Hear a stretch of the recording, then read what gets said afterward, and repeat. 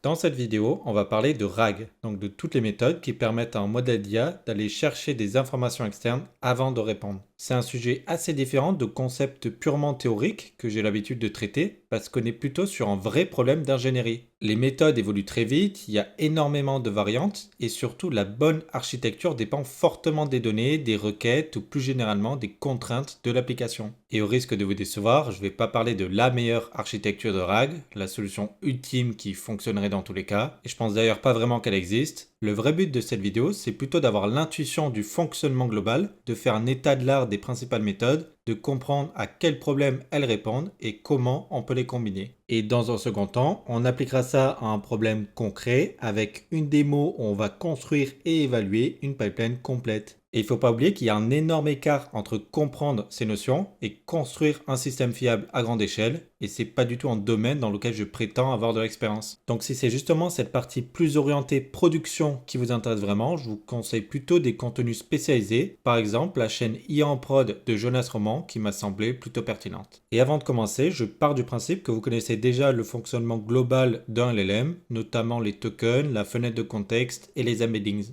Et si ce n'est pas le cas, je vous invite d'abord à regarder ma vidéo d'introduction sur les LLM et éventuellement ma vidéo sur le fine-tuning si vous voulez vraiment approfondir la notion et comprendre justement pourquoi on peut plutôt avoir besoin de solutions RAG dans certains cas. Pour commencer, il faut comprendre qu'un modèle d'IA peut être très satisfaisant en général, mais devenir presque inutile dès qu'on l'applique à une demande très spécifique. Le modèle, c'est rédiger, résumer, répondre à des questions complexes, mais s'il lui manque le contexte propre à l'entreprise dans laquelle on veut l'intégrer, il va devoir improviser avec ses connaissances générales. Et en improvisant, il peut tout aussi bien produire une réponse beaucoup trop générale pour qu'elle soit utile que complètement hallucinée. La solution évidente, c'est donc de copier directement les informations utiles dans notre prompt. C'est assez logique, si on veut qu'un modèle corrige un bug, on lui explique le problème et on lui donne le code. Et pour éviter de devoir copier-coller à chaque fois, on peut directement intégrer ces informations au système prompt, donc aux instructions que l'application va ajouter automatiquement en tête de chaque requête avant le message utilisateur. Mais dès qu'on travaille avec beaucoup de données, cette approche atteint vite ses limites. Tout envoyer à chaque requête coûte cher, et surtout, plus on remplit la fenêtre de contexte, plus on demande au modèle de devoir retrouver lui-même les quelques passages utiles au milieu de tout le reste. Globalement, on retrouve le problème d'un moteur de recherche. Une requête, énormément de données, et il faut déterminer où on a le plus de chances de trouver la bonne information.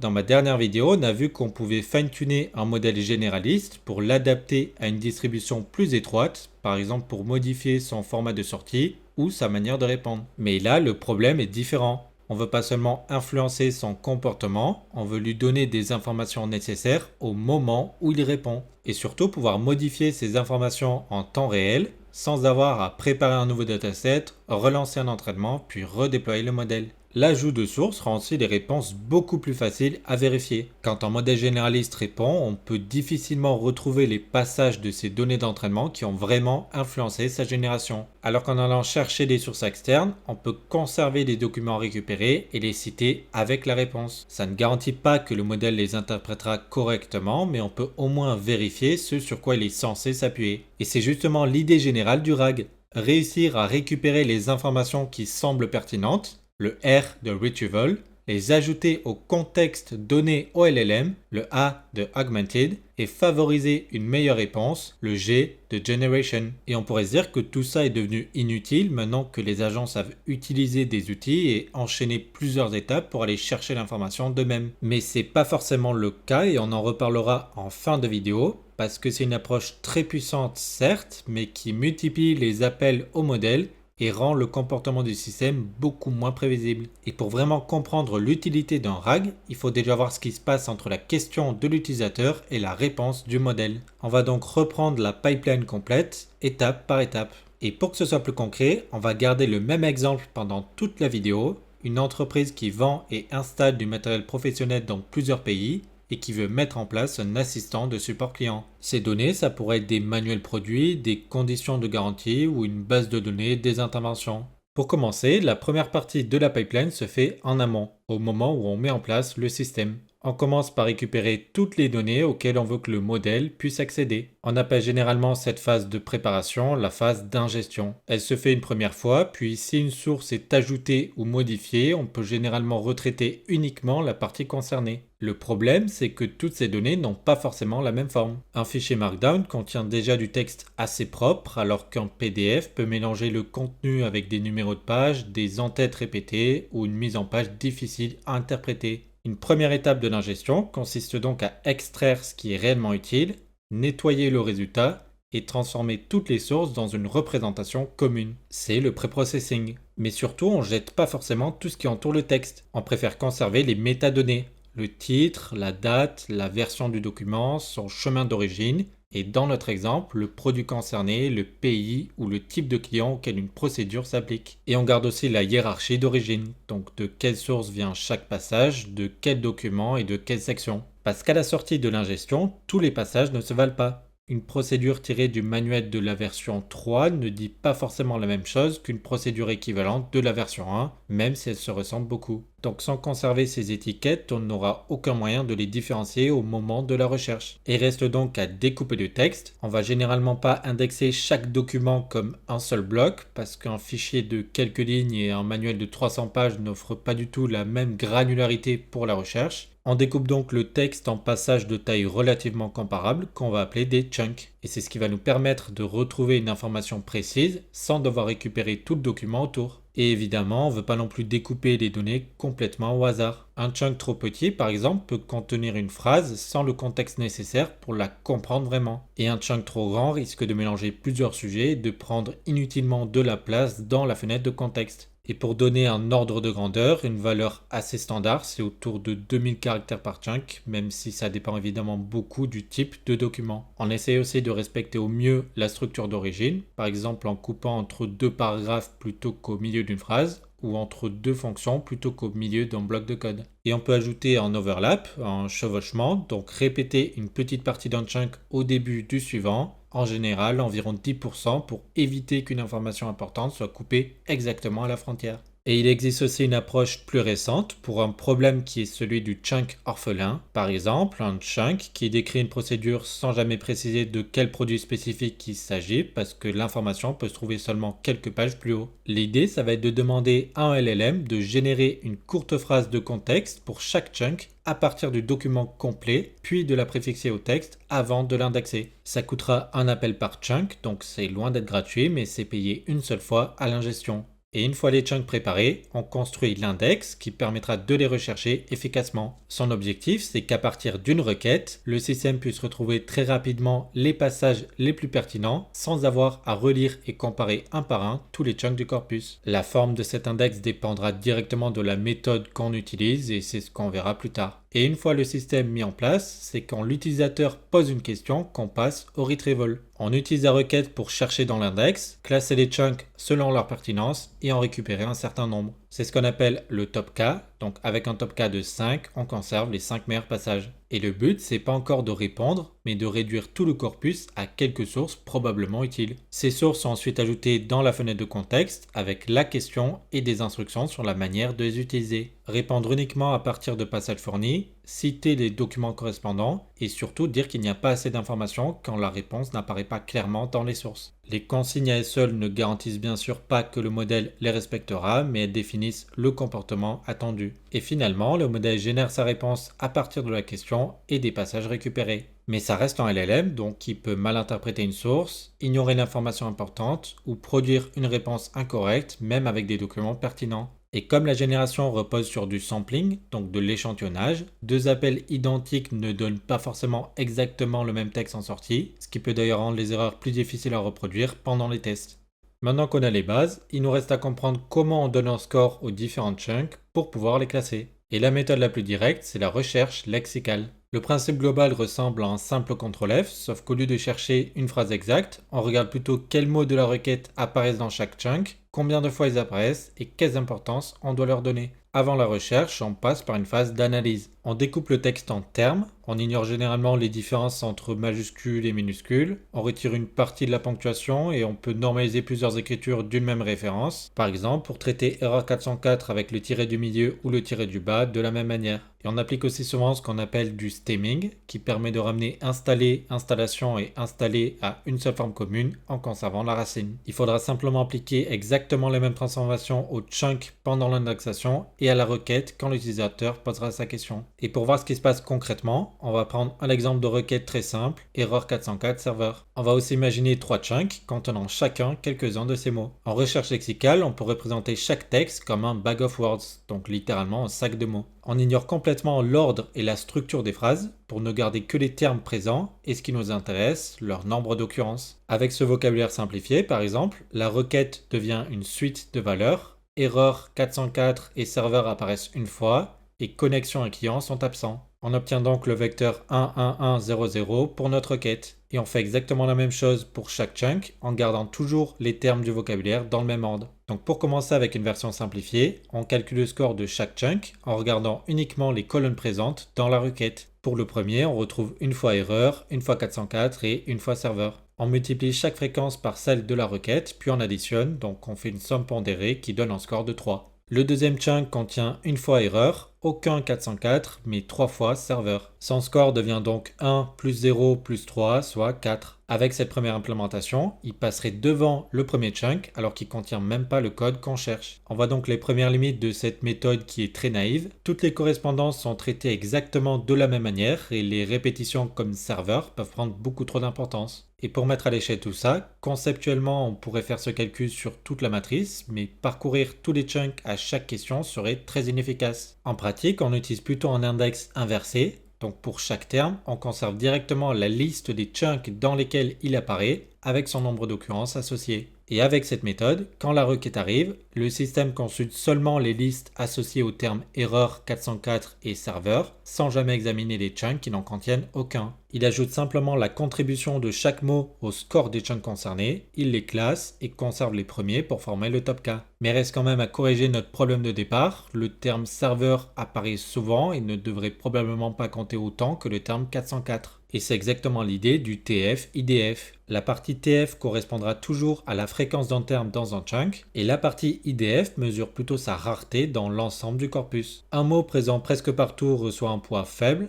alors qu'un terme qui n'apparaît que dans quelques chunks recevra un poids plus élevé. Dans notre exemple, erreur et serveur apparaissent dans plusieurs chunks, donc leur contribution diminue, alors que le terme 404 est le seul terme qui distingue réellement un chunk des autres et reçoit donc beaucoup plus de poids. En pratique, on utilise souvent BM25 qui reprend cette idée de fréquence et de rareté, mais corrige encore quelques erreurs. La première différence importante, c'est la saturation. Si le terme serveur apparaît 3 fois dans un chunk, ça peut renforcer sa pertinence, mais il ne doit pas forcément compter 3 fois plus que s'il n'apparaissait qu'une seule fois. Mais justement, avec BM25, les premières occurrences font rapidement monter le score, puis les répétitions suivantes apportent de moins en moins. Et BM25 tient aussi compte de la longueur des chunks. Un très long passage aura naturellement plus de chances de contenir les mots de la requête, simplement parce qu'il contient plus de mots. Retrouver 3 fois serveur dans un petit paragraphe n'a donc pas la même signification que le retrouver 3 fois dans plusieurs pages. Et le score sera donc ajusté en comparant la longueur d'un chunk à la moyenne de la longueur d'un chunk dans tout le corpus. Donc les méthodes lexicales fonctionnent particulièrement bien quand certains termes doivent correspondre exactement. Ça peut être des codes d'erreur, des références produits, des acronymes, des noms propres ou des expressions propres à un métier. C'est aussi une méthode rapide, assez simple à interpréter au niveau des scores et qui ne demande pas de modèle supplémentaire. Mais sa limite fondamentale, c'est que par construction même, elle reste basée uniquement sur les mots présents dans les textes. Mais une question n'utilise pas forcément le même vocabulaire que la réponse, surtout quand elle est formulée de manière naturelle. Deux textes peuvent donc parler exactement de la même chose sans forcément partager suffisamment de termes pour être approchés. Et pour résoudre ce problème, il faut commencer à représenter leur sens plutôt que seulement compter les mots qu'ils ont en commun.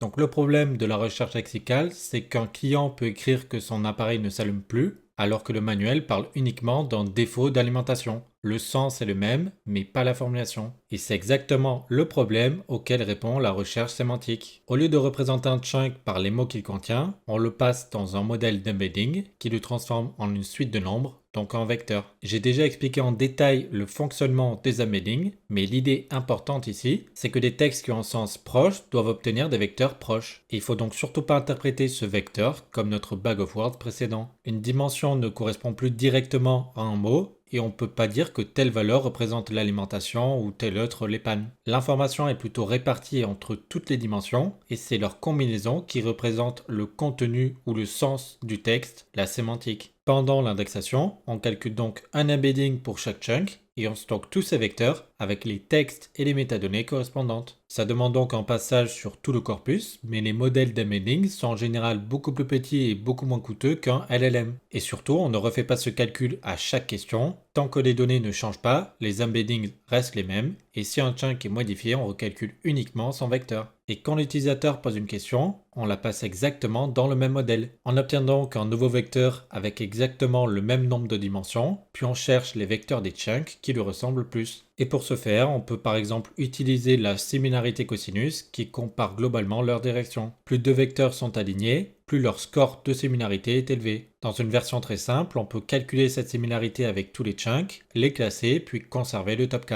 Et sur des corpus de quelques dizaines de milliers de chunks seulement, cette recherche suffit largement et il a l'avantage d'être exacte. Mais c'est quand on monte vers plusieurs millions de vecteurs que tout recomparer à chaque question devient vraiment trop coûteux. On utilise alors un index vectoriel qui va organiser les embeddings à l'avance pour éviter de parcourir tout le corpus à chaque fois. Et selon la méthode utilisée, cet index peut essayer de regrouper les vecteurs proches ou alors créer des liens entre eux. Au moment de la recherche, il commence dans une zone qui semble prometteuse et il explore surtout les vecteurs qui ont des chances d'être proches de la requête. Le résultat est donc approximatif. On accepte parfois de manquer le voisin mathématiquement parfait, mais on obtient une recherche beaucoup plus rapide. Et en pratique, c'est le rôle de bases de données vectorielles comme ChromaDB, Qdrant ou Pinecone qui gèrent le stockage des vecteurs, la construction de l'index et la recherche. On peut aussi choisir de rester sur du PostgreSQL classique avec une extension comme pgvector. Et selon l'outil, on a le choix entre plusieurs types d'index avec des compromis différents entre vitesse, mémoire et qualité des résultats. Et le gros avantage par rapport à la recherche lexicale, c'est qu'on peut maintenant retrouver des paraphrases, des synonymes et des questions formulées plus naturellement. Mais tout dépend donc du modèle d'embedding choisi. Il peut être bon dans une langue et faible dans une autre, ou correct sur du texte généraliste, sans vraiment saisir les nuances d'un domaine spécialisé. Et la taille moyenne des chunks compte aussi,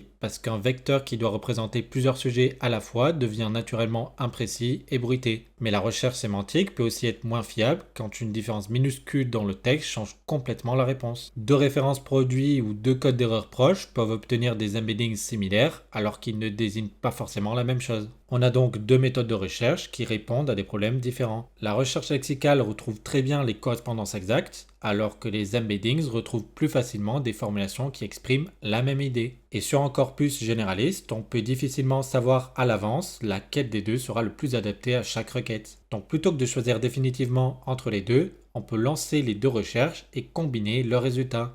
Donc si on prend une question comme quelle procédure suivre si le produit XY42 ne démarre plus, BM25 va donner beaucoup d'importance à la référence au vu de sa rareté. La recherche sémantique pourra plutôt retrouver des passages qui parlent d'une absence de démarrage ou d'un appareil qui ne s'allume pas, même si les mots utilisés sont différents. On peut donc lancer les deux recherches et chacune renvoie son propre classement. D'un côté, les chunks qui correspondent le mieux au terme exact de la requête, et de l'autre, ceux dont les embeddings sont les plus proches. Certains passages pourront apparaître dans les deux listes et d'autres dans une seule des deux. Le problème, c'est qu'on ne peut pas additionner directement leur score. Un score BM25 et une similarité cosinus ne représentent pas la même chose et donc n'utilisent pas les mêmes échelles. Un 12 d'un côté et un 0.8 de l'autre ne nous disent pas forcément quelle méthode a le plus confiance dans son résultat. Une solution assez simple consiste à ignorer complètement les valeurs des scores et à ne regarder que la position des chunks dans chaque classement. C'est le principe du RRF pour Reciprocal Rank Fusion. Chaque chunk reçoit des points qui dépendent de l'inverse de son rang. Plus il est haut dans une liste, plus il rapporte, et cette contribution s'écrase très vite quand on descend. Être premier vaut donc un peu plus qu'être deuxième,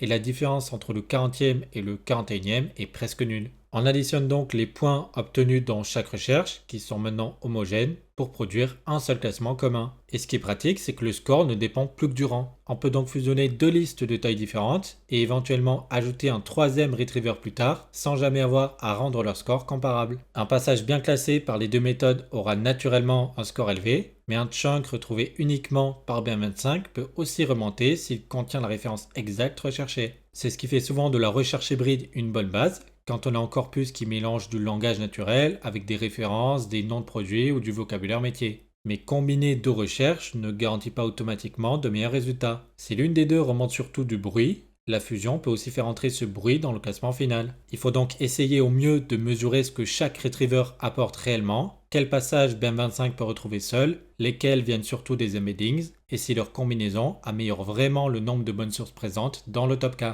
On sait maintenant comment classer les chunks, mais bien classer ne suffit pas toujours parce qu'un passage peut avoir un très bon score tout en étant une mauvaise source. Imaginons par exemple qu'un utilisateur demande simplement quelle garantie s'applique à un appareil. La recherche pourra trouver plusieurs passages très proches, sauf qu'ils pourront correspondre à des pays différents ou à d'anciennes versions du contrat avec des règles qui ne sont pas forcément les mêmes. Et si on envoie tout ça au modèle, il risque de les mélanger, de produire une réponse qui paraît cohérente mais qui ne correspond à aucun cas réel. Dans ce cas, c'est pas forcément le retrieval qui fonctionne mal. Il manque une information déterminante dans la question et aucune méthode de scoring ne pourra la deviner. Le système devrait donc détecter cette ambiguïté et demander une précision par exemple, plutôt que de choisir une règle au hasard. Et c'est exactement là que les métadonnées conservées pendant le preprocessing peuvent vraiment devenir utiles. Plutôt que de comparer tout le corpus, on restreint d'abord la recherche, le bon pays, le bon type de client et la version en vigueur à la date concernée. Et il faut évidemment retirer les sources auxquelles l'utilisateur n'a pas accès. C'est pas une optimisation, mais surtout une contrainte de sécurité. Et on peut aussi utiliser la hiérarchie du corpus pour chercher en plusieurs étapes. Au lieu de comparer la question à des milliers de petits chunks, on identifie d'abord le document ou la section qui correspond, puis on cherche uniquement à l'intérieur. Ça réduit fortement la zone de recherche et évite de mélanger des passages venus de contextes différents. Et ce qui est vraiment intéressant, c'est qu'on n'a besoin d'aucune architecture ou algorithme avancé pour gagner énormément dans cette étape. Une organisation claire du corpus et de bonnes métadonnées peuvent plus facilement éviter des erreurs qu'un changement de modèle d'embedding. Une fois qu'on a cherché au bon endroit et récupéré une liste de candidats, leur ordre reste quand même assez approximatif. On peut donc volontairement en récupérer beaucoup, par exemple les 50 premiers, puis utiliser une méthode plus précise uniquement sur ces quelques candidats pour n'en garder que 5. Et c'est exactement le principe du re-ranking. Avec la recherche sémantique, la question et chaque chunk étaient transformés en embeddings chacun de leur côté, donc sans jamais se rencontrer. Le modèle qui encode un chunk ne sait pas quelle question va lui être posée, et celui qui encode la question ne voit aucun document. Ça reste très pratique parce que ça permet de calculer les vecteurs des chunks à l'avance, mais les deux textes ne sont jamais mis en relation directement. Donc tout se joue au moment où on compare deux vecteurs qui ont été produits indépendamment. Pour re-ranker, on utilise plutôt un modèle de type cross-encoder, qui reçoit donc la question et un chunk ensemble pour produire directement un score de pertinence. Comme il traite les deux textes en même temps, il peut utiliser le mécanisme d'attention pour comparer directement leurs tokens, et c'est justement cette interaction qui le rend plus précis qu'une comparaison entre deux embeddings indépendants. Ces modèles restent en général assez petits, bien plus petits qu'un LLM, mais cette précision coûte quand même beaucoup plus cher parce qu'on doit faire une inférence par candidat et on ne peut rien calculer à l'avance. C'est exactement pour ça qu'on préfère laisser BM25 ou la recherche sémantique pour réduire rapidement des milliers de chunks à quelques dizaines seulement, puis ensuite seulement utiliser le re-ranker pour cette petite liste. Et ce classement n'est toujours pas exactement le contexte final. Plusieurs résultats peuvent contenir presque la même information à cause de l'overlap, ou provenir de la même section. On peut donc retirer les doublons, garder les métadonnées associées et parfois remettre plusieurs chunks d'un même document dans leur ordre d'origine. Et reste enfin à décider dans quel ordre on les place dans le prompt, et c'est pas si évident. On avait déjà pu voir que les modèles exploitent en général mieux ce qui se trouve au début et à la fin de leur contexte plutôt que ce qui se trouve au milieu. C'est le lost in the middle. Une astuce assez répandue consiste donc à ne pas simplement lister les chunks du meilleur au moins bon, mais à placer les plus pertinents aux deux extrémités et à repousser les moins bons au centre. Jusqu'ici, on a quand même supposé que la requête de l'utilisateur était directement exploitable pour faire une recherche. Mais c'est clairement pas toujours le cas. Une question peut être parfaitement claire pour un humain tout en étant très mauvaise pour notre moteur de recherche. Le cas le plus courant, c'est la conversation.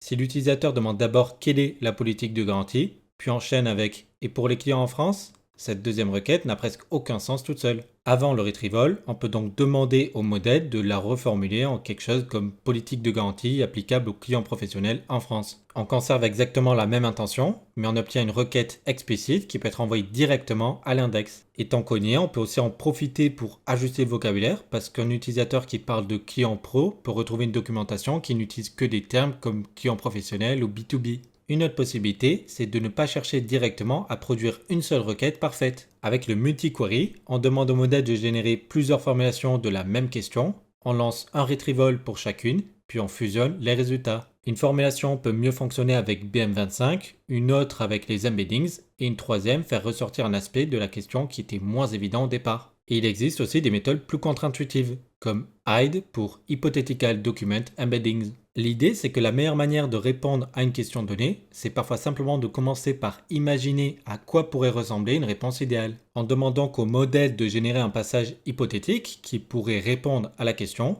On calcule son embedding et on cherche les documents qui ressemblent le plus à ce passage hypothétique. Et le texte généré n'est évidemment jamais considéré comme une vraie source, il sert uniquement à orienter la recherche. C'est surtout utile quand on n'a pas de modèle d'embedding bien adapté à son domaine, parce qu'une question et une réponse n'ont pas du tout la même forme, alors que deux réponses se ressemblent. Et si la question demande plusieurs choses à la fois, une seule recherche devient très difficile à interpréter. Si on demande quel produit a provoqué le plus d'incidents ce mois-ci et quelles solutions ont été efficaces, il faut d'abord identifier le produit, puis seulement après chercher les solutions. On peut donc décomposer la requête en plusieurs sous-questions et utiliser le résultat d'une étape pour préparer la suivante. Mais toutes ces méthodes ajoutent quand même beaucoup de complexité. Une reformulation peut changer le sens de la question, et le multi-query peut surtout multiplier les résultats peu pertinents. Et dès qu'on utilise un modèle pour transformer les requêtes, on ajoute des appels, donc du coût et de la latence. Aussi, certaines questions ne trouveront jamais de réponse dans des chunks de texte. Si on demande combien d'interventions ont été annulées cette semaine,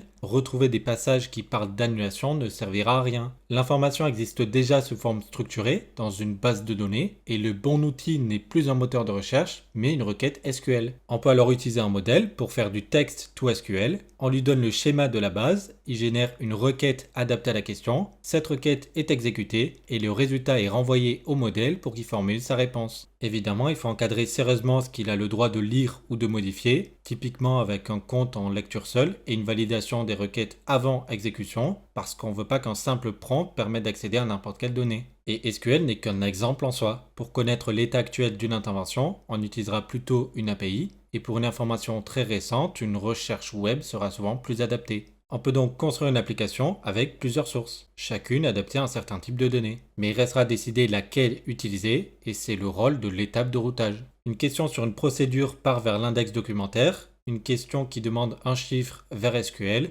et une question sur l'état d'une commande vers l'API. Et ça ne veut pas forcément dire qu'on laisse le modèle décider tout seul. On peut très bien définir cette logique à l'avance avec quelques règles, un classifieur ou même simplement détectant un numéro de commande dans la requête. On reste alors sur une pipeline entièrement prévisible, tout en exploitant plusieurs sources. Donc à partir du moment où on a plusieurs retrievers et plusieurs sources, on peut construire des pipelines beaucoup plus complètes. On parle parfois de RAG modulaire, BM25 et recherche vectorielle combinée, du re-ranking par-dessus, et à côté une base SQL ou une API. Mais on a beau empiler des briques, toutes les questions traversent encore exactement le même chemin. Et le niveau au-dessus, c'est une pipeline dynamique, où c'est le chemin lui-même qui change selon la question. Une requête simple pourra partir directement vers l'index documentaire, alors qu'une autre devra être formulée, décomposée ou envoyée ailleurs. Et on pourrait même décider qu'aucune recherche n'est nécessaire si la question ne dépend pas de nos données. Ces décisions ne demandent d'ailleurs pas forcément un agent. Si les premiers résultats ont tous des scores très faibles, on peut décider de reformuler et de relancer une recherche, et cette logique reste déterministe, donc facile à contrôler et à débugger. Mais pour des questions plus complexes, le chemin est parfois impossible à prévoir à l'avance. Il faut parfois le résultat d'une première recherche pour savoir quoi chercher ensuite. Et c'est là qu'on arrive au RAG agentique. Au lieu de coder toutes les décisions, on donne au LLM les différents outils de recherche et on le laisse choisir lesquels utiliser,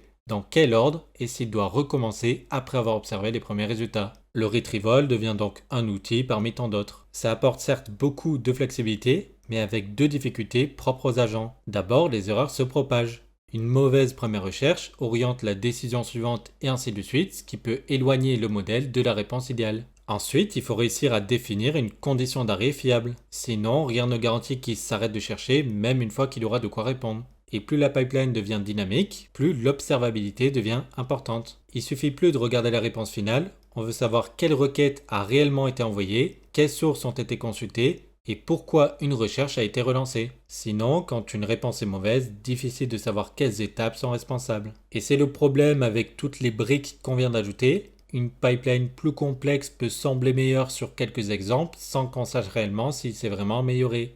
Plus la pipeline devient complexe, moins on peut se contenter de poser quelques questions à la main et de regarder si les réponses ont l'air bonnes. Une modification peut améliorer certains cas et en dégrader d'autres sans qu'on s'en rende compte. Il faut donc commencer par construire un dataset d'évaluation qui ressemble réellement aux requêtes qu'on recevra. Des questions simples, des termes exacts, des paraphrases, des questions plus ambiguës, d'autres qui demandent plusieurs sources et surtout quelques questions auxquelles notre corpus ne permet même pas de répondre. Pour chacune, il faudra ensuite savoir ce qu'on considère comme étant correct. On peut avoir une réponse de référence, mais pour évaluer le retrieval, le plus important est surtout de connaître les chunks ou les documents qui donnent l'information nécessaire. Ça nous donne une ground truth, une vérité terrain avec laquelle on peut comparer les résultats du système. La première chose à vérifier est assez évidente, est-ce que le bon passage a été retrouvé? C'est ce que mesure le recall, donc le rappel. Si la réponse se trouve dans un chunk précis, on regarde simplement s'il apparaît parmi les 4 premiers résultats. Avec un recall de 5, peu importe qu'il soit premier ou cinquième, ce qui compte c'est qu'il soit présent dans les 5 résultats récupérés. Si le bon chunk arrive cinquième, derrière 4 passages inutiles,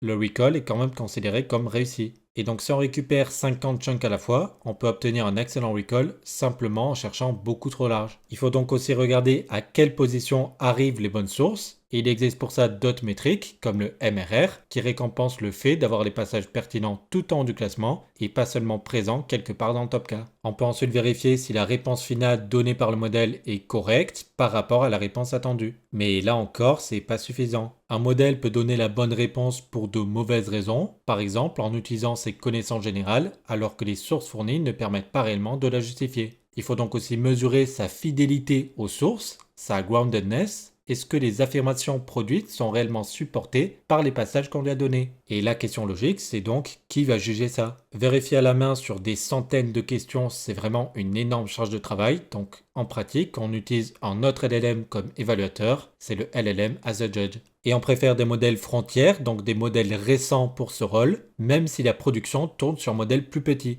Parce qu'un juge trop faible risque de valider des réponses qu'il n'est même pas capable de vérifier. Et les citations, notamment, rendent ce test plus concret. Il suffit pas qu'un modèle ait ajouté une source à la fin de sa réponse, cette source doit réellement contenir l'information qu'elle justifie. On peut très bien avoir une réponse correcte avec une mauvaise citation, ou une source parfaitement pertinente que le modèle a mal interprétée. Et un autre cas important, c'est l'absence de réponse. Si l'information n'existe pas dans le corpus, le comportement attendu n'est pas de produire la réponse la plus plausible. Notre dataset doit donc contenir volontairement ce genre de questions pour vérifier que le système est capable de dire qu'il n'a pas assez d'informations plutôt que de transformer une absence de source en hallucination. Mais le vrai intérêt de tous ces tests, c'est surtout de savoir à quelle étape l'erreur apparaît. Si le bon passage n'arrive jamais dans le top cas, modifier le prompt du LLM ne servira à rien et il faut plutôt travailler sur le retrieval, le chunking, BM25, les embeddings, les filtres ou la transformation de la requête. Si le passage a été récupéré mais reste mal classé ou noyé dans du bruit, le problème est dans le ranking ou dans la construction du contexte. Et si les bonnes sources sont bien présentes et bien placées alors que la réponse reste mauvaise, alors c'est la génération qu'il faut regarder. Et enfin, il faut faire des liens entre ces résultats et les coûts réels.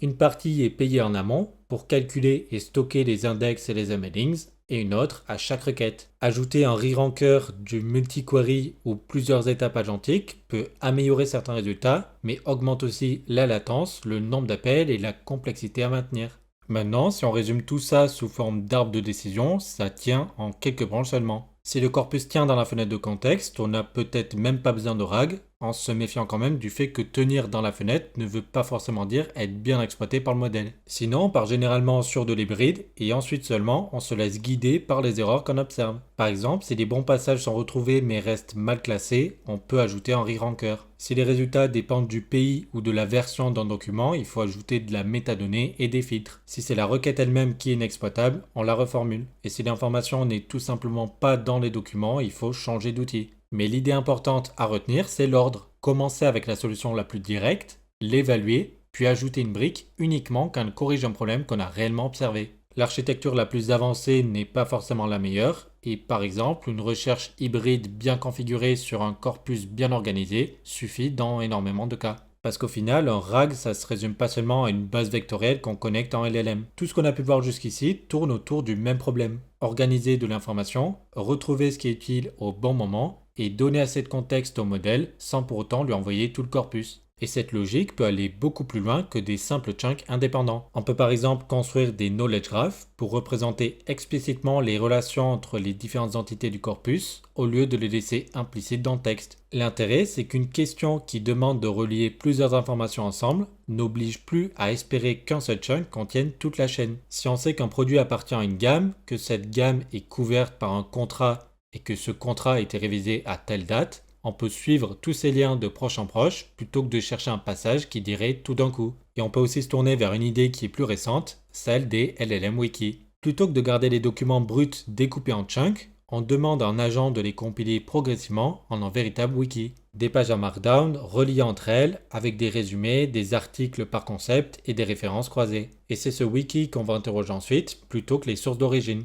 Quand une nouvelle source arrive, on ne réindexe pas les chunks, on met simplement en jour les pages concernées et les liens entre elles. On obtient donc une structure beaucoup plus simple à parcourir et qui a l'avantage d'être directement lisible par un humain. C'est typiquement le genre de base qu'on peut ouvrir dans un outil comme Obsidian et consulter soi-même. On retrouve d'ailleurs une idée assez proche avec PageIndex qui transforme un document en un arbre de sections et de résumés que le modèle parcourt de branche en branche. Ça ouvre pas mal de possibilités, mais aussi de nouvelles questions sur ce qu'on choisit de conserver, sur ce qui se passe quand une nouvelle source contredit une page déjà écrite, et surtout sur la façon dont on vérifie la provenance d'une information qui a été réécrite plusieurs fois. Mais avant d'envisager ce genre d'architecture complexe, il faut déjà voir comment les briques de base se comportent dans une vraie pipeline. On va donc maintenant passer au code, sur un dataset où de vraies questions ont été associées à la main aux documents qui y répondent. Comme prévu, on va partir d'une version volontairement simple. On ajoute la recherche lexicale, les embeddings, l'hybride, puis le re-ranking, et on met surtout l'accent sur l'évaluation en mesurant ce que chaque brique apporte vraiment. Et maintenant, si vous êtes prêts, c'est parti pour le code. Donc maintenant, on va pouvoir passer au code. Vous aurez le lien du notebook dans la description si ça vous intéresse. Donc on va faire une démo complète, mais ce qui va surtout nous intéresser, c'est comment construire de manière incrémentale un système et comment évaluer chaque brique pour s'assurer qu'elle soit significativement meilleure. Donc globalement, on va tester 5 systèmes. On aura BEM25, Dense, Hybride et ensuite on va ajouter le re-ranking à ces deux-là. Donc encore une fois, l'objectif c'est pas de prouver qu'une architecture est meilleure ou moins bonne qu'une autre, c'est vraiment de se focaliser sur l'évaluation et de voir comment on peut étudier de manière fiable chaque brique. Donc notre dataset, ça va être Psard. Globalement, c'est un corpus de législation beige qui contient 22 bits d'articles. Donc on va retrouver directement le dataset sur Hugging Face et pour chacune des 222 questions, on aura les identifiants des articles pertinents qui ont été annotés par des vrais juristes. Donc on aura notre vérité terrain qui va nous permettre de calculer les métriques et on va appeler le dataset God parce qu'on appelle communément un Golden Dataset un type de dataset comme ça, simplement parce que c'est une référence absolue qui est établie par des experts et c'est ce genre de dataset qui va nous permettre de vraiment bien calibrer un système. Donc pour les systèmes, j'en ai déjà un peu parlé. Pour BEM25, ça va être très rapide et ça va se faire directement en local. Pour Dense, donc la recherche sémantique, ça va être fait avec une clé API d'OpenAI, donc avec un modèle d'embedding. Pour Hybride, on va simplement combiner les deux. Et pour re-ranking, cette fois-ci, on va utiliser un modèle en local. Donc on n'aura pas de coût API, mais on aura des coûts GPU qui vont être plus élevés. Mais ensuite, tout ça, c'est juste pour le retriever. Et l'étape finale, donc la génération, elle va devoir être faite dans tous les cas. Donc dans mon cas, j'ai décidé d'utiliser GPT 5.6 Tera. Donc là où pour les embeddings, ça ne va coûter que de 2 à 3 centimes. Pour les générations sur 100 questions, ça va coûter jusqu'à 60 centimes. Alors qu'on verra que la réponse au final, c'est juste des copier-coller des sources. Donc clairement, j'aurais pu utiliser un modèle bien en dessous. Donc si vous voulez répliquer le notebook, vous n'êtes clairement pas obligé d'utiliser exactement le même modèle. Par contre, à moins de modifier le code, il faudra utiliser un modèle qui est compatible OpenAI. Et sur Notebook, vous pouvez simplement ajouter les clés API juste ici.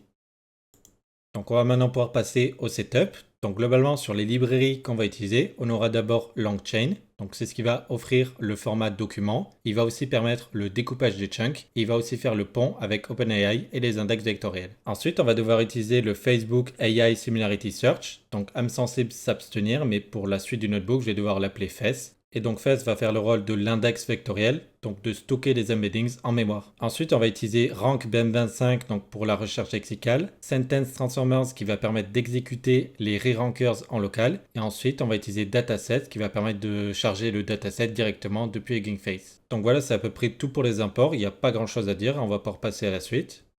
Donc pour les modèles, pour les embeddings, on va utiliser un modèle d'OpenAI qui va être Text Embedding 3 Small. Pour l'inférence, on va utiliser, comme j'ai pu dire, GPT 5.6 Tera, mais on pourrait utiliser des modèles bien moins bons. Donc pour le re-ranking, on va utiliser BGE Re-Ranker qu'on va pouvoir faire tourner en local. Donc il n'y aura pas de coût API, mais il va prendre 2,3 Go. On pourra le faire tourner en CPU, mais ça va être très très lent, donc de préférence en GPU. Et ensuite pour la configuration du notebook, donc globalement on a 22 000 articles dans tout le dataset et on va se contenter d'un échantillon de 4000. Pour les questions, pareil, il y en a 222 et on va se contenter de 100 questions. Et parmi ces 100 questions, on va faire en sorte qu'il y en ait 6 qui n'aient aucun article source pour pouvoir tester le LLM. Donc notre top K va être à 5 à la fin, donc on va donner 5 sources au LLM.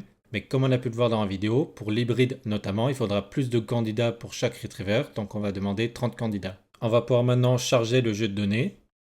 Donc globalement, notre démo va être pas mal influencée par le dataset qui est assez particulier parce qu'on a des questions qui sont formulées par des citoyens, donc dans un ton plutôt naturel, alors que les sources, c'est des articles de loi, donc c'est un ton très formel. Donc globalement, c'est pas du tout le cas de tous les projets Drag, on peut avoir des datasets bien plus simples, mais ça sera intéressant de voir justement les limitations, notamment sur la recherche lexicale parce que le vocabulaire va être très différent. Donc pour le dataset, on aura deux parties, articles et questions, et on va utiliser Pandas pour traiter ces données parce que ça va être plus simple d'itérer dessus et de faire des statistiques. Donc là, on peut récupérer les articles et les questions et on voit déjà les différentes colonnes de la donnée. Et quand on va parler de code, ça va pas être du code informatique. Et d'ailleurs, je vais pas passer trop de temps sur le code parce que c'est pas forcément le plus intéressant. Donc quand on va parler de code, ça va être le recueil de règles juridiques. Donc on peut commencer par étudier la structure d'un article.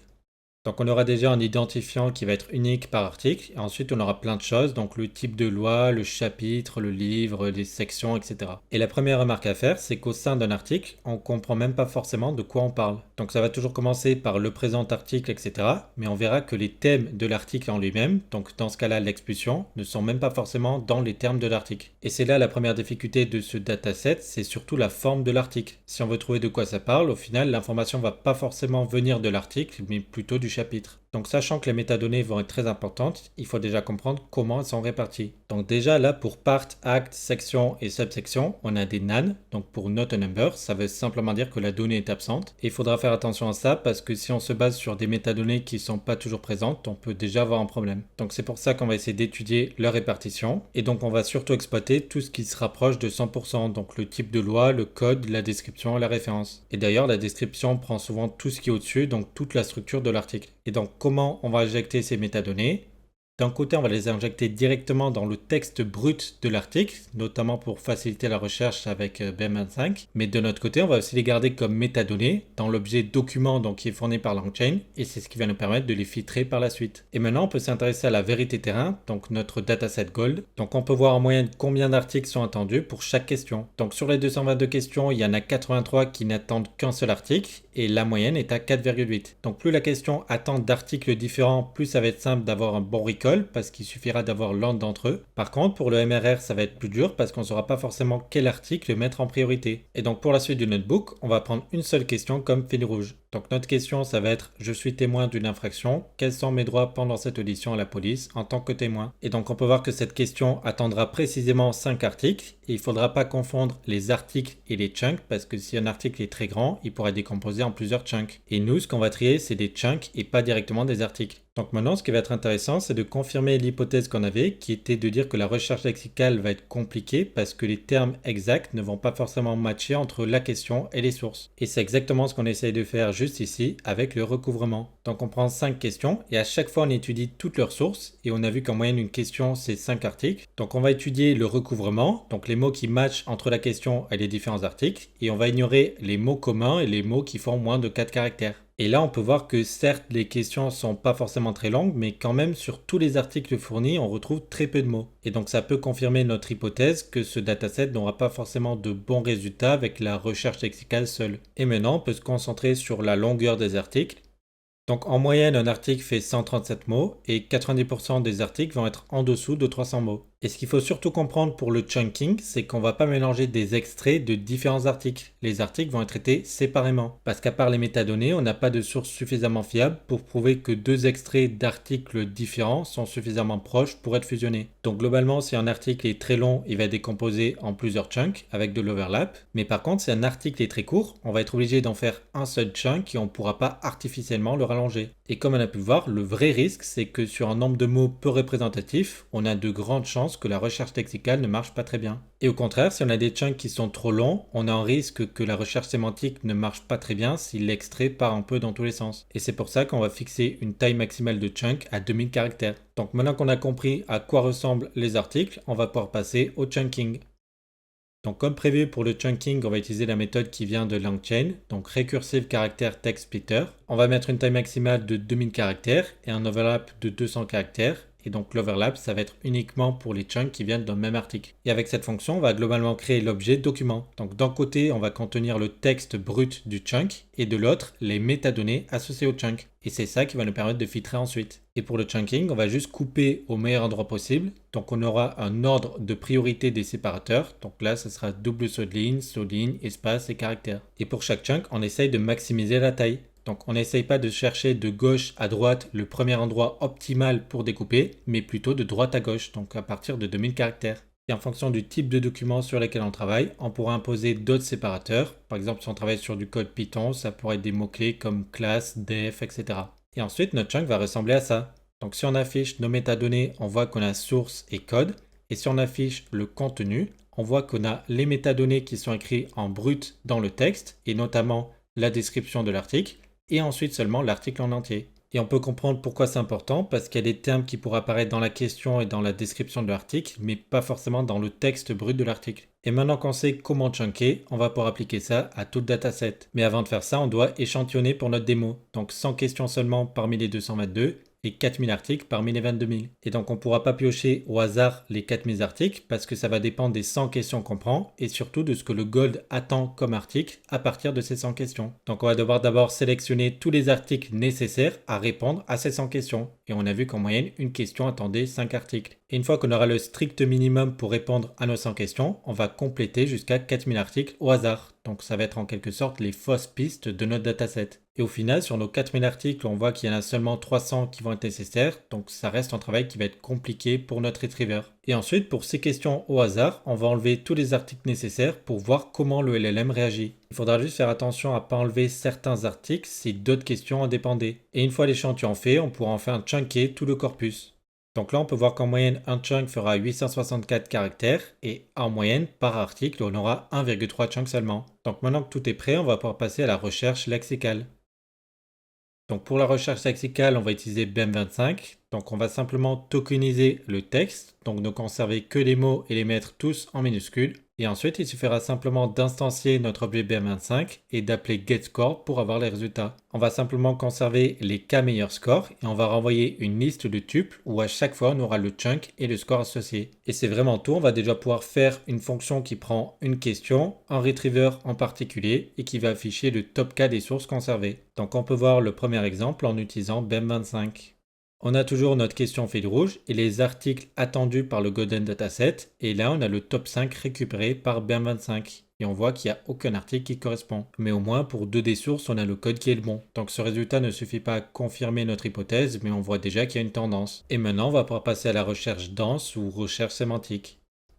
Donc encore une fois, on va utiliser un modèle d'OpenAI qui a seulement 1500 dimensions. On va pouvoir créer les embeddings et Fess va jouer le rôle d'index vectoriel, donc il va stocker ces embeddings. Donc dans la première ligne, on crée les embeddings et dans la deuxième, on les stocke et c'est aussi simple que ça. Et donc si on veut faire une recherche, on va pouvoir simplement utiliser la Similarity Search et ça va pas être du brute force parce que pour une question de données, on ne devra pas tester tous les embeddings de chunk. Et cette fois-ci, parmi tous les chunks pertinents récupérés, on voit qu'ils font tous partie d'un même article et cet article est attendu par le Golden Dataset. Donc ça reste un très bon résultat, mais on ne voit pas forcément remonter d'autres articles qui auraient pu aussi être pertinents. Et maintenant, on va pouvoir passer à la recherche hybride.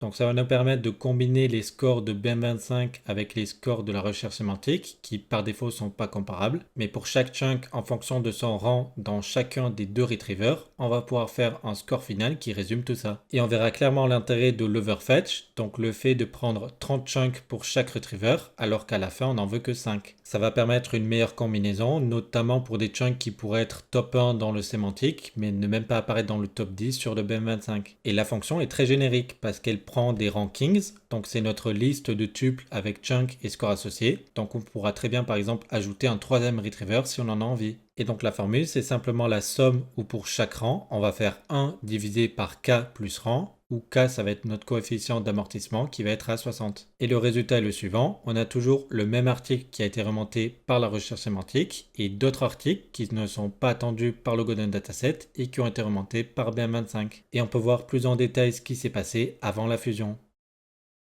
Et là, on peut voir notre liste où pour chaque chunk, on a le rang BM25 et dense, ainsi que leur vote, et ça nous permet de calculer au final le score RRF. Et donc l'intérêt de l'overfetch, c'est pour des cas comme ce chunk qui est classé top 1 en dense, mais seulement top 12 en BM25. Et donc si on avait pris que le top 5 ou même le top 10, le vote BM25 aurait été de 0 et donc le score final aurait été plus faible. Et on peut voir l'inverse juste ici, ce chunk est au premier rang sur BM25, mais seulement top 15 sur le dense. Donc le chunk remonte de justesse dans le top 5 uniquement grâce à la contribution de BM25. Mais au final, on voit que c'est un chunk qui n'est pas attendu. Et si on va un peu plus loin, on peut voir les premiers cas d'un chunk qui est par exemple top 2 sur BM25, mais qui ne fait même pas partie du top 30 sur dense. Et maintenant qu'on a pu voir comment fonctionne l'hybride, on peut passer au re-ranking. Donc l'avantage du re-ranking, c'est qu'on va travailler plutôt avec un cross-encodeur qui va être plus fiable parce qu'on va travailler sur chaque paire et à chaque fois la question va pouvoir se nourrir du passage et inversement. L'inconvénient, c'est que si on veut donc affiner notre classement en prenant le top 30 et produire le top 5 le plus cohérent, ça va être très coûteux. Simplement parce qu'on va devoir faire une inférence pour chaque paire de candidats et qu'on a un modèle de 500 millions de paramètres. Et pour ça, il suffit d'instancier notre modèle et on va pouvoir ensuite directement faire une inférence sur le modèle pour avoir un score. Et quand on va faire une recherche, on va simplement conserver le top K des meilleurs scores. Et en refaisant l'exemple avec hybride plus re-rank, on peut avoir de nouveaux résultats. Donc on voit que le top 1 n'est plus un article attendu, donc le re-rank a empiré la situation de ce côté-là. Par contre, on a un troisième chunk qui est attendu et qui est apparu dans le top 5. Donc au final, pour cette question, on voit que les meilleurs résultats ont été atteints avec uniquement la recherche sémantique. Mais cet exemple ne nous permet pas encore de généraliser. Donc si on veut vraiment commencer à tirer des conclusions sur les différents systèmes, il faut commencer par s'intéresser aux métriques de retrieval. D'abord, il faut comprendre la différence entre ce que le Golden Dataset attend, donc des articles, et ce qu'on manipule, des chunks. Parce que si le Golden Dataset attend 3 articles, mais qu'on envoie 5 chunks du même article, notre recall va être bon, mais pas notre précision. Donc ce qu'on va faire, c'est qu'on va itérer sur nos chunks, mais ne garder que les chunks qui viennent d'articles qui sont distincts. Donc on ne va pas garder deux chunks qui viennent du même article. Mais ça c'est uniquement pour l'évaluation et ensuite pour la génération on pourra choisir de garder plusieurs chunks qui viennent du même article. Donc globalement c'est exactement ce que va faire cette fonction retrievedArticles qui va renvoyer les k premiers identifiants d'articles distincts parmi notre pool qui va être donc de 30. Et pour revenir aux métriques, on aura d'abord le recall binaire. Il vaudra simplement 1 si parmi l'article ou les articles qui sont attendus par le Golden Dataset, on en retrouve au moins un parmi nos cas premiers. Sinon, le recall vaudra 0. Et ensuite, on a le MRR pour Mean Reciprocal Rank. Cette fois-ci, on ne considère que le rang du premier article attendu dans notre Golden Dataset. Si il apparaît parmi les cas premiers, on prend son rang et on fait 1 divisé par son rang. Donc s'il apparaît en premier, le score vaudra 1, en deuxième 0,5 et ainsi de suite. Mais la limite, c'est qu'on ne considère que la position relative du meilleur article et pas des autres. Et pour ça, on a d'autres métriques comme MAP ou NDCG. Et ensuite, on a la précision, donc parmi nos cas premiers résultats, combien sont vraiment attendus. Et là, le problème, c'est que si le Golden Dataset attend un seul chunk, on aura au mieux le score de 1 sur 5 parce qu'on ne considère que un seul chunk par article. Et maintenant qu'on a compris les bases, on va pouvoir afficher les métriques pour les différents systèmes. Et donc pour nos métriques, la base, ça va être le BM25. Et on va calculer le recall 1, recall 5 et recall 10. Et donc plus le cas du recall est grand, plus on a de chances de retrouver au moins un article attendu parmi ces cas articles. Donc déjà, on voit que le dense, c'est déjà une amélioration significative par rapport au BM25 et ce sur chaque métrique. Ensuite, on voit que l'hybride comparé à dense, c'est équivalent mais un petit peu mieux en moyenne. Et si on ajoute du re-rank au dense, c'est là qu'on atteint les meilleurs scores en moyenne. Et on a aussi l'hybride plus re-rank qui améliore quand même significativement l'hybride seul. Et je ne l'ai pas encore dit, mais bien sûr, ces scores sont calculés sur les 94 questions, donc les 100 moins les 6 questions auxquelles on a enlevé les réponses. Et donc ce qui est vraiment très intéressant pour notre vision incrémentale, c'est justement d'évaluer brique par brique, donc de comparer un système au précédent. Et c'est quelque chose qu'on peut voir en faisant des comparaisons directes.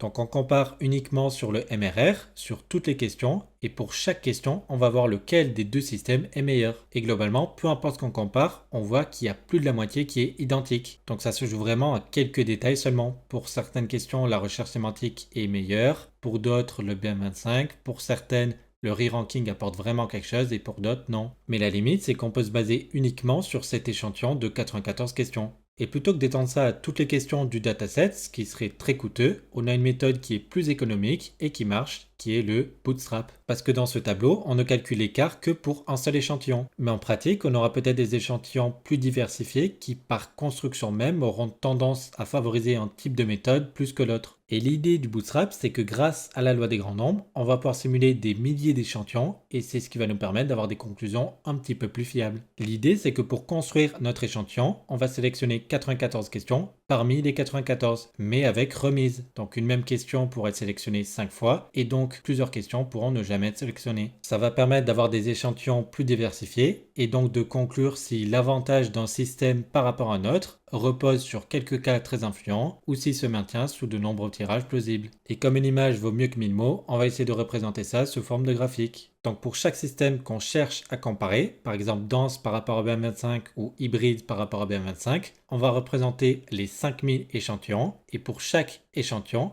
la différence, donc le delta en MRR. Donc si le delta est positif, ici par exemple, ça voudrait dire que sur cet échantillon, le dense est meilleur que le BM25. Et donc l'histogramme va montrer l'écart moyen de MRR pour chacun des 5000 échantillons. La ligne verticale rouge, ça va être la référence, donc en delta de 0, les deux systèmes sont équivalents sur cet échantillon. Et ensuite, la bande bleue va montrer pour notre histogramme l'intervalle central à 95%. Donc on ignore les 2,5% à gauche et à droite, on part du principe que c'est des anomalies statistiques qui sont pas représentatives. Et une fois qu'on a compris tout ça, pour conclure qu'un système améliore significativement un autre, il faudra vérifier que l'intégralité de la bande bleue se trouve à droite de la ligne rouge. Et on peut maintenant vérifier ça dans nos graphiques. Donc là, on voit que le cas qui saute aux yeux, c'est vraiment hybride par rapport à BM25 seul. C'est vraiment une amélioration nette, même sur 5000 échantillonnages aléatoires. Et d'après nos critères, on pourrait aussi supposer qu'ajouter un re-rank aux denses seul est aussi une amélioration, même si ça se joue à pas grand chose. Il faut comprendre que c'est seulement en travaillant sur des métriques et des graphiques complexes qu'on peut vraiment en conclure si un système est vraiment meilleur qu'un autre. Donc pas seulement en comparant au feeling ou uniquement sur la moyenne des métriques sur tout le dataset.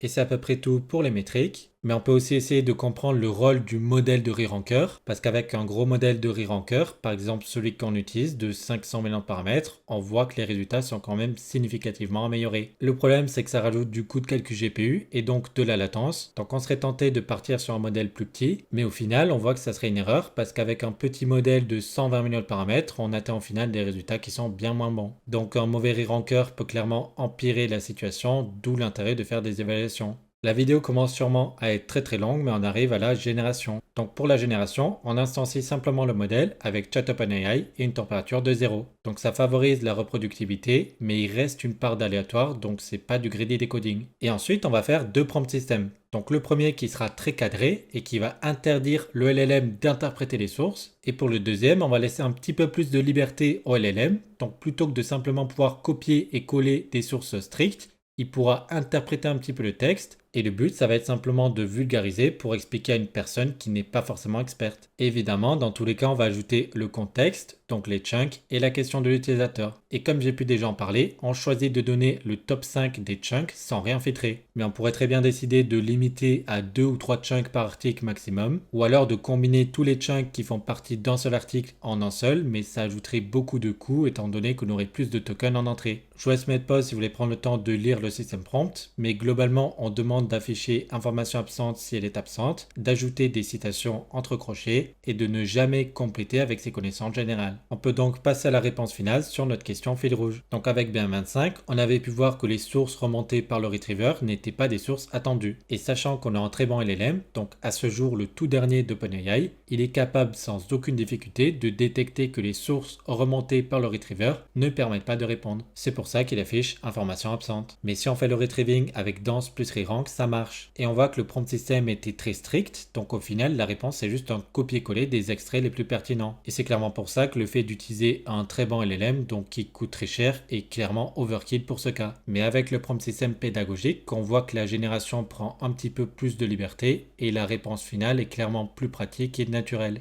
Et on peut aussi évaluer à quel point l'information absente est fiable. On reprend donc les 6 questions auxquelles on a retiré les sources et on regarde à chaque fois, en fonction du système de retriever utilisé, si le LLM détecte bien qu'on ne peut pas répondre à la question. Et donc si le LLM répond, c'est soit qu'il a pris un petit peu trop de liberté, soit que dans notre dataset original, les juristes ont été un petit peu trop stricts sur quelle source permet de répondre à cette question. Mais globalement, notre taux de refus correct est à 83%. Et de la même manière, on peut aussi vérifier les citations. On prend simplement les articles que le LLM reçoit et on vérifie que leurs identifiants apparaissent bien entre crochets dans la génération finale. Et je pense que c'est tout pour l'évaluation. On peut enfin passer à une petite conclusion de notre démo. Donc globalement, comme on avait pu en avoir l'intuition dès le départ, BM25 seul est relativement mauvais pour ce dataset et c'est pour ça qu'on s'en sert de référence pour les autres. Et ensuite, la vraie amélioration validée par le bootstrapping, c'est l'hybride. Et certes, le re-ranking améliore un petit peu les résultats, mais ça rajoute surtout énormément de latence, jusqu'à 2 secondes et demie par requête dans le cas de mon GPU. Donc comme on a pu le dire dans la partie théorique, l'hybride reste une très bonne base et ça se confirme ici. C'est tout pour cette démo, mais on va encore voir quelques petits détails avant de conclure la vidéo.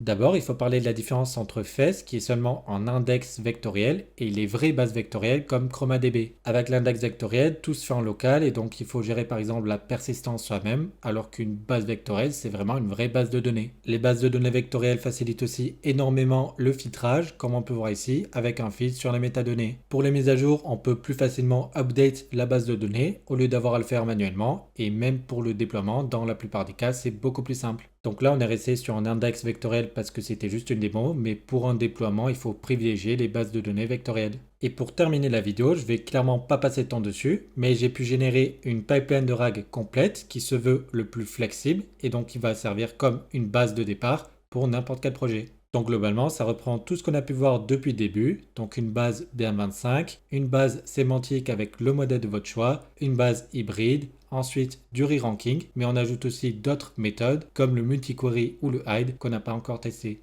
Et donc comme vous pouvez le voir, tout est pensé pour être le plus flexible possible. Donc on peut simplement activer ou désactiver certaines briques, choisir des modèles différents, choisir des hyperparamètres différents, etc. J'ai pas pris le temps de faire des tests plus poussés sur cette pipeline, mais je pense clairement que ça peut vous servir de bonne base à retravailler bien sûr avec l'IA. Et on peut voir que si on applique cette pipeline à notre démo, on a globalement très peu de code qui permettent d'avoir à peu près les mêmes résultats. Et voilà, c'est à peu près tout pour cette pipeline. Je vous invite à l'approfondir si ça vous intéresse. Et ça met un terme au notebook et à la vidéo. Donc je ne vais pas vous embêter avec une longue conclusion. Globalement, il y a plein de choses que j'ai pas forcément mentionnées et qui sont détaillées dans les textes du notebook. Donc je vous invite à l'approfondir si ça vous intéresse. Merci beaucoup d'être resté jusqu'au bout de cette longue vidéo. N'hésitez pas à me faire part de vos retours si vous en avez en commentaire. Ça pourrait notamment m'aider à améliorer les suivantes. Et on se retrouve peut-être sur une prochaine série de vidéos qui va se focaliser sur l'agentique en parlant de LangChain et de LangGraph. Et jusque là, portez-vous bien. Ciao!